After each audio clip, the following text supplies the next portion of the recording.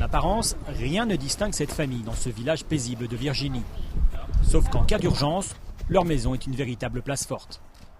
On a des planches prédécoupées pour couvrir les fenêtres et protéger la maison au cas où des pillards nous attaquent. Du semi-automatique au revolver, Jay possède presque une dizaine d'armes à feu. Le but, repousser ceux qui en voudraient à sa famille en cas de chute du gouvernement, de catastrophes naturelles ou encore d'attaques terroristes. Au sous-sol, les réserves de nourriture permettraient de tenir un siège pendant plusieurs mois. Pour la femme de Jay, se préparer à l'apocalypse est un hobby qui se pratique au quotidien.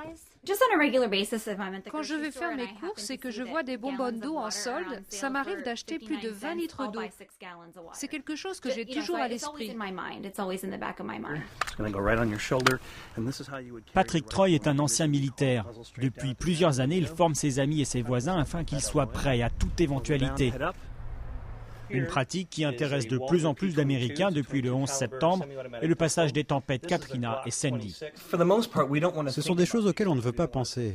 On ne veut pas se dire « Oh mon Dieu, et si demain je ne pouvais même pas aller à l'épicerie acheter du lait ?» Ce n'est que quand il se passe quelque chose qu'on se rend compte de la fragilité de nos chaînes d'approvisionnement. J'ai de l'eau, de la nourriture, des gants, des vêtements chauds, tout ce qu'il faut pour rester en vie et rentrer à la maison. Parce que 75 km à pied, ça me prendrait au moins 2 jours. Rentrer du travail et retrouver sa famille en cas d'urgence, c'est l'une des préoccupations principales de Jay. Toujours sur ses gardes, cet ancien policier refuse pourtant qu'on le traite de paranoïaque. Il y a une frontière entre la préparation et la paranoïa. Je ne veux pas tomber là-dedans. Nous avons une vie normale, nos enfants jouent au football et on va à Disneyland en vacances. Être prêt pour nous, c'est comme une sorte d'assurance. On utilisera tout cela si on en a besoin.